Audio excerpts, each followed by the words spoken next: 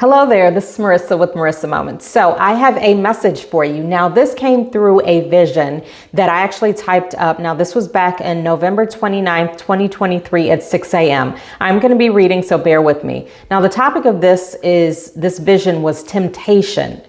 The enemy is constantly whispering notions of defeat, struggle, suffering, doubt, the list goes on. However, I'm here to talk about a major one that he whispers, which is temptation.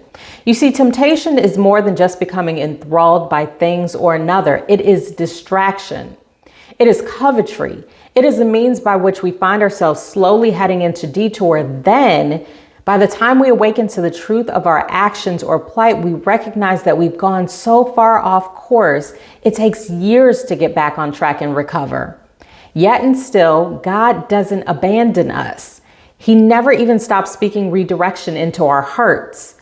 It is us that become so entwined and enthralled in the notion of our flesh's fulfillment that we drown out our conscience with our desires. It is time to get back on track. Now, Spirit really was speaking through me. I don't even remember typing this. Honestly speaking, with a lot of these channeled messages, more so than not, I never remember typing it, saying it, writing it, any of those types of things. That's almost how I know that it is a channeled message. Now, what I received behind this is that we have to be very mindful. Now, here's the thing, right? I used to take public transportation all the time. I don't take it as much. I still do sometimes.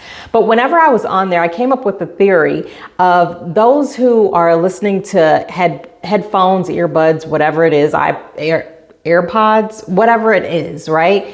Reading books, all of those things. We're providing ourselves with distractions so that way we're less apt to fall into temptation, right? Have you ever seen someone get like hooked up on a bus? I mean, not literally at that moment, but making that divine love connection, right? Now, what I received at that moment is a lot of people have to do acts of distraction in order to lead themselves not into temptation. Now, what I received behind this even more so is that we have to remain mindful based off of where we are, based off of what we represent, and based off of where we wish to head. We have to be more mindful. You know, the greater the power, the greater the responsibilities. What are you allowing yourself to be distracted by in terms of temptation?